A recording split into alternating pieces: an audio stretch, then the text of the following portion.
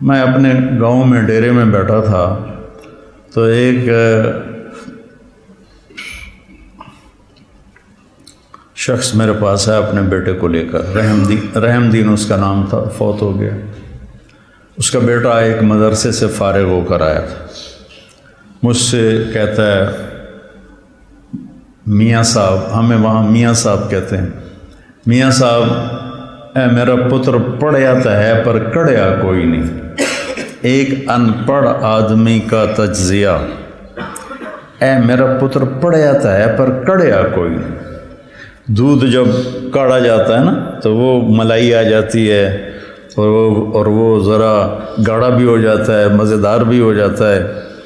تو ہمارے بچپن میں اتنے بڑے بڑے گڑھوں میں سارا دن دودھ کے نیچے اپلے وہ جلتے رہتے تھے اور وہ اتنی بڑی ملائی کی تہ اس پہ آتی تھی اور پیلا زرد ہو جاتا تھا، تو وہ بہت پسند کیا جاتا تھا پینے میں بھی، اس کی ملائی کھانے میں۔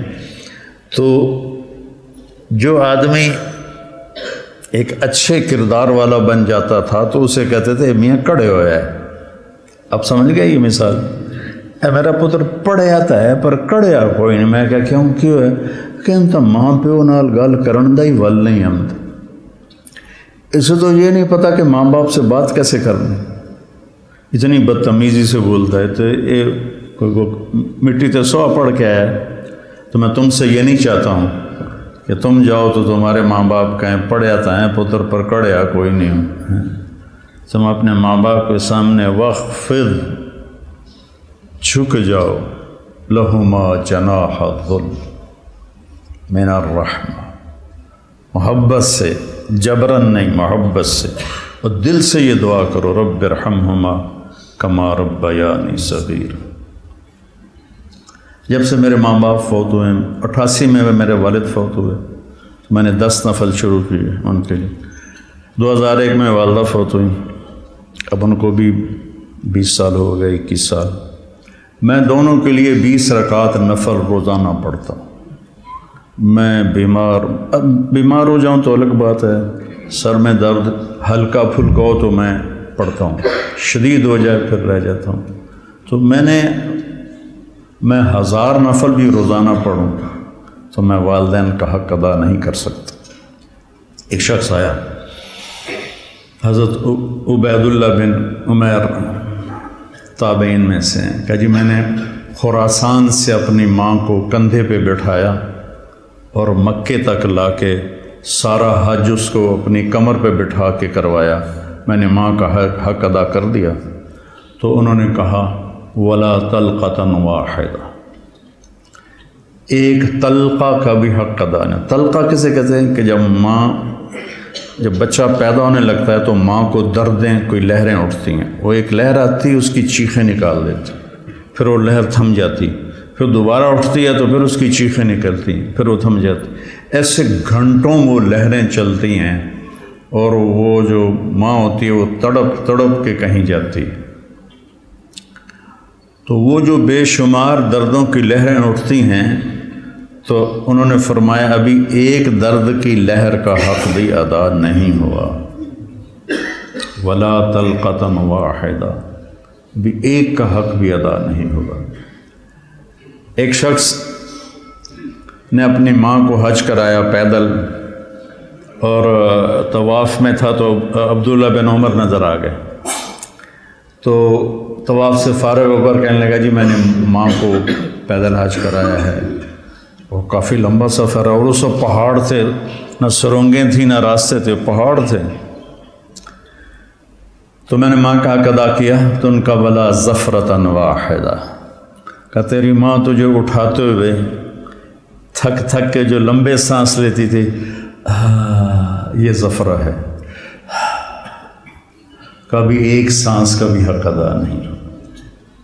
حضرت عمر کے پاس ایک شخص آیا، جی جیسے میری ماں نے میرے کپڑے دھوئے میں دھوتا ہوں، میرے پخانے دھوئے پخانے دھوتا ہوں، پیشاب دھوئے پیشاب دھوتا ہوں، مجھے کھانے کھلائے میں کھانے کھلاتا ہوں، میں نے ماں کا حق ادا کر دیا۔ تو حضرت عمر نے کہا نہیں۔ کہ کیوں؟ کہ وہ جب تجھے پالتی تھی نا، تیرے پیشاب پخانے دھوتی تھی، تیری زندگی کے لیے دعا کرتی تھی، اور تو جب اس کے لیے یہ مشقت اٹھاتا ہے تو کہتا ہے یا اللہ جلدی بولا، اللہ تھک گیا۔ تو نے ماں کا حق ادا نہیں کیا. تو کہا میرے نبی نے تمنا کی میری ماں مجھے پکارتی تو میں نماز کے اندر کہتا لبیک.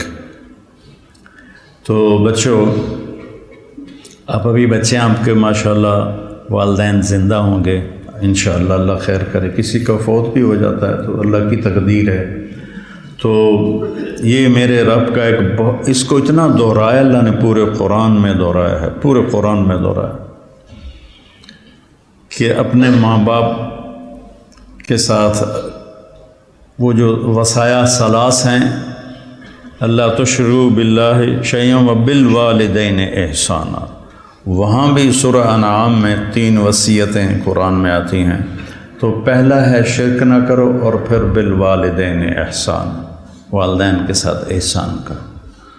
احسان ہوتا ہے کسی کام کو سب سے اعلیٰ درجے پر کرنا، اس کا نام احسان ہے. هل جزاء الاحسان الا الاحسان. تو اللہ پر کوئی احسان تو نہیں چڑھایا ہم نے. هل جزاء الاحسان کہ تم نے میری اطاعت کو بہت اعلیٰ درجے پہ پورا کیا، تو اب میری طرف سے تمہارے اوپر بھی بہت اعلیٰ درجے کا صلہ آئے گا، اور وہ جنت ہے. ابن القیم نے روایت نقل کی کہ ایک آدمی ایسے بیٹھا ہوگا تو ایک منظر، صرف ایک منظر کو دیکھنے میں اسے سالہ سال گزر جائیں. 70 سال کا مطلب ہوتا ہے بہت زیادہ. وَإِن تَسْتَغْفِرْ لَهُمْ 70 مرة. پتہ نہیں کتنے سال وہ ایسے بیٹھا اس میں گم مزہ لیتا رہے گا، مزہ لیتا رہے گا، مزہ لیتا رہے گا. یہ تو تھوڑی دیر کے بعد ہماری طبیعت بھر جاتی ہے. بس یار بس. پہلی دفعہ میں گیا کینیڈا تو میں نے خود کہا نیاگرا فال جانا ہے. دنیا کی سب سے بڑی جو آبشار ہے وہ نیاگرا ہے. عجب اللہ کی قدرت ہے، دیکھ کے حیرانی ہوتی. تو ہم شوق سے گئے. دوسری دفعہ کینیڈا گیا تو میں نے نہیں کہا، مقامی لوگوں نے کہا نیاگرا چلے. میں نے کہا چلو، چلے گئے. تیسری دفعہ میں کینیڈا گیا تو انہوں نے کہا جی نیاگرا چلے. میں کہا ویکھ لیا، بس کرو ہن کی ویکھنا. ٹھیک، دل بھر گیا. جنت میں ایسا نہیں ہوگا. ہر لمحے سما بدلتا جائے گا، ہر لمحے. هل جزاء الاحسان الا الاحسان. تو لہٰذا اس میں گم ہو کے مست ہو جائے تو اللہ کہیں کہ میرا بندہ ایک ہی چیز میں گم ہو گیا، اسے کوئی اور مزہ کراؤ، اسے کوئی اور مزہ کراؤ. تو ایک دم اس کے کندھے پہ ہاتھ لگے گا. ایسے جو یوں مڑ کے دیکھے گا تو ایک لڑکی ہوگی، اس کو دیکھتے پورا یوں مڑ جائے گا. وہ کہے گی امالک فینا من رغبت. آپ کو ہماری کوئی ضرورت ہے؟ میں قربان جاواں، ضرورت تو بڑی ہے.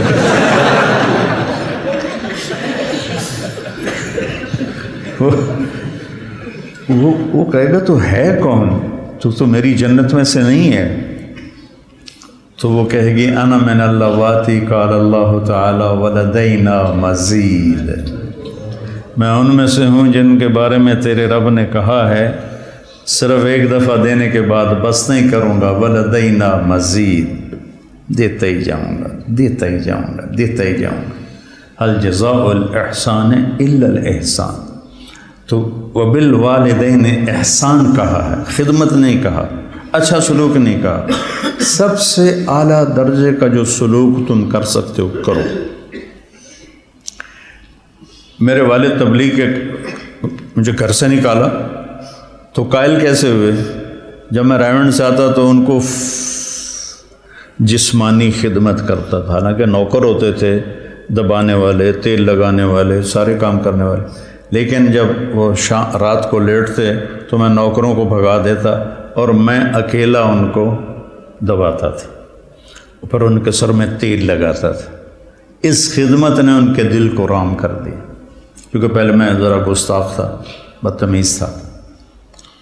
تو گھر میں جو دعوت ہے وہ اخلاق سے چلتی ہے. وہ یہ نہیں کہ آپ بیوی کو بٹھا کے دعوت دینا شروع کر دو گے، بیگم دنیا فانی ہے.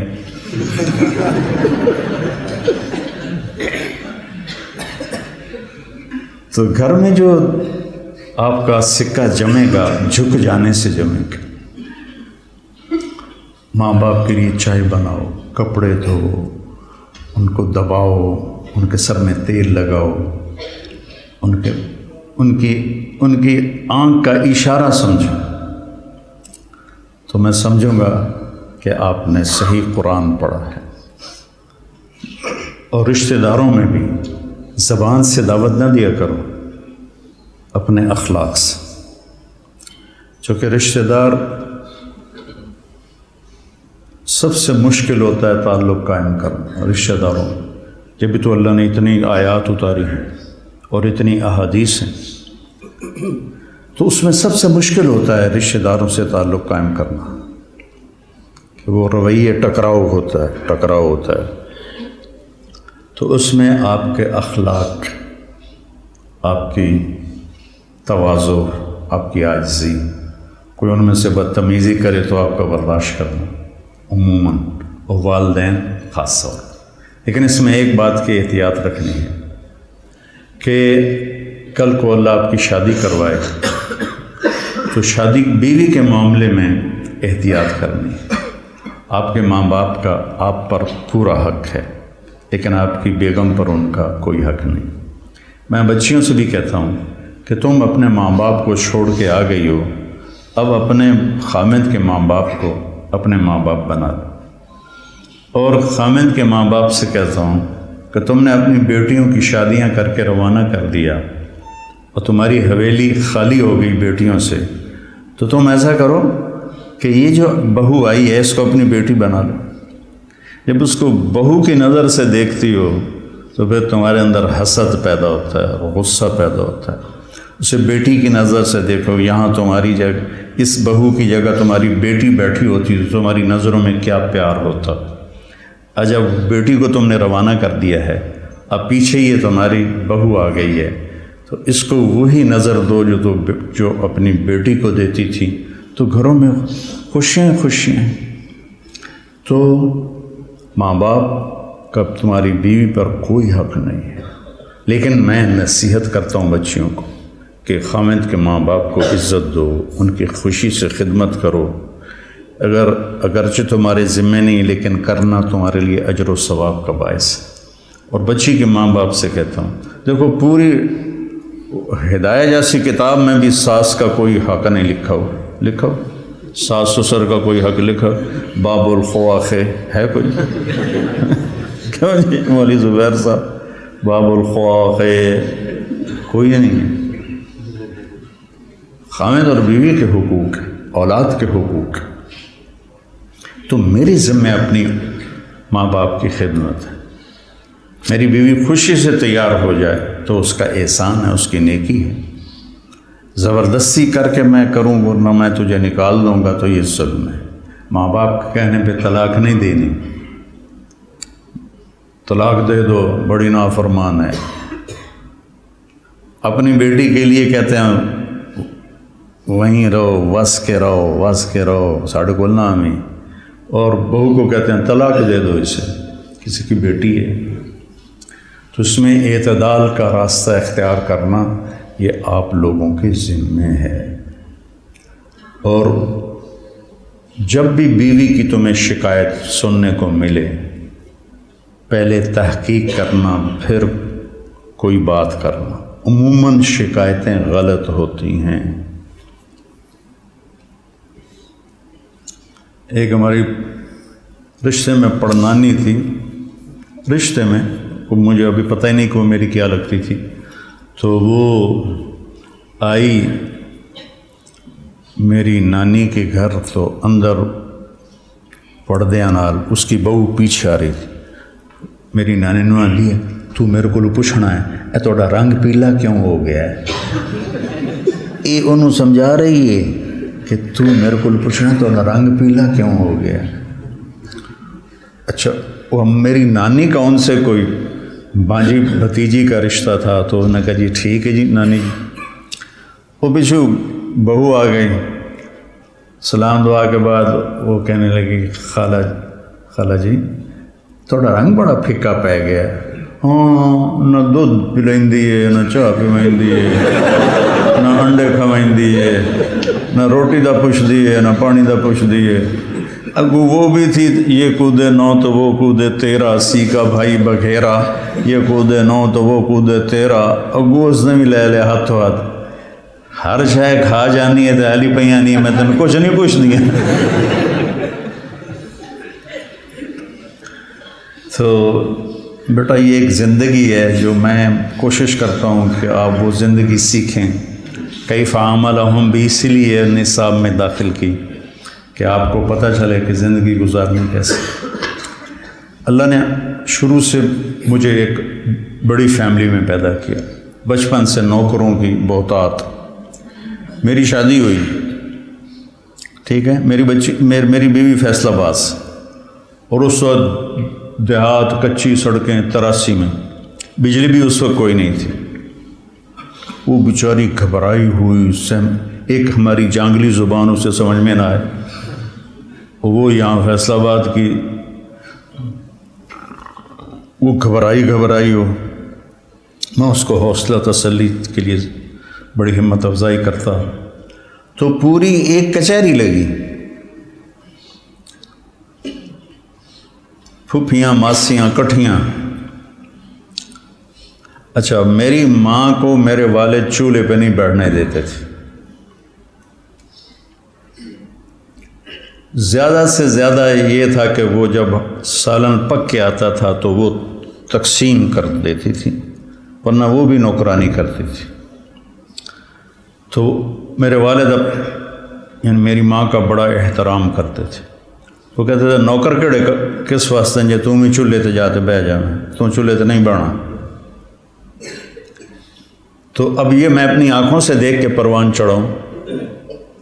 30 برس کی عمر میں میری شادی ہوئی، 30 سال میں نے اپنی ماں کو دیکھا کہ وہ چولہے تے نہیں ہوندی۔ میری ماں کو روٹی بنانی نہیں آتی تھی، کدی شوق نال بنے دی تو ادھی ادھے جاندی کیوں کبھی بنائی جو نہیں۔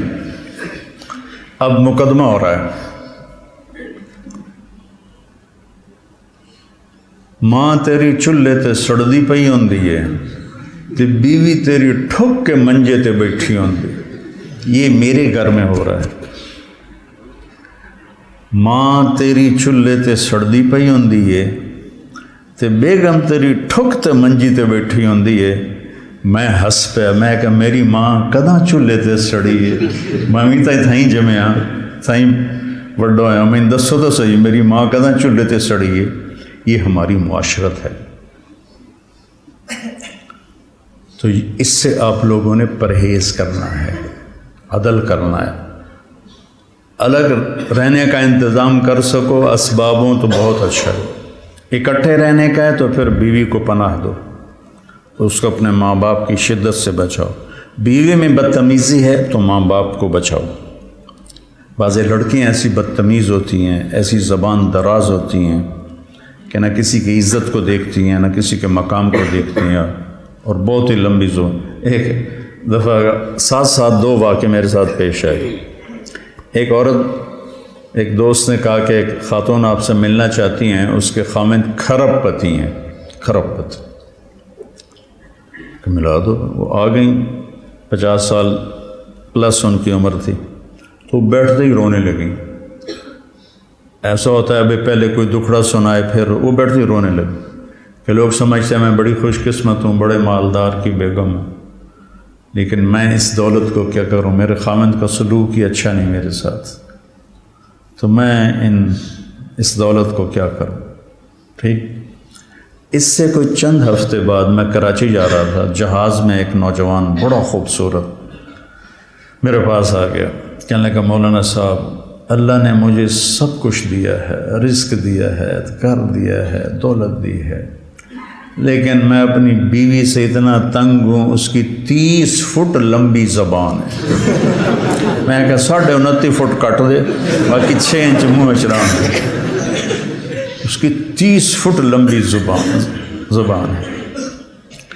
تو ایک بیوی کی بدتمیزی سے پریشان ہے، ایک خامند کی بدتمیزی سے پریشان ہے۔ اس لیے بعض اوقات جب بے جوڑ شادیاں ہو جاتی ہیں تو ماں باپ کہتے ہیں نبھاؤ۔ طلاق کس لیے ہے؟ طلاق اس لیے ہے اگر خامد بدتمیز ہے تو ان کی عادت نہیں بدلے گی، بچی کو فارغ قرار۔ بچی بدتمیز ہے تو اپنے بچے کو ذلیل نہ کرو، فارغ کرا دو۔ اللہ نے طلاق اس لیے رکھی۔ تو میرے عزیزو، یہ زندگی کے اسباق ہیں جو اتنے ہی ضروری ہیں جتنے ہم باقی اسباق کو پڑھتے ہیں۔ کوئی منتظر ہے آپ کی زکوٰۃ کا تاکہ وہ افطار کر سکے اپنا سال بھر کا روزہ۔ مستحق افراد تک راشن پہنچانے میں MTJ فاؤنڈیشن کا ساتھ دیں۔ تقسیم رحمت رمضان راشن پروگرام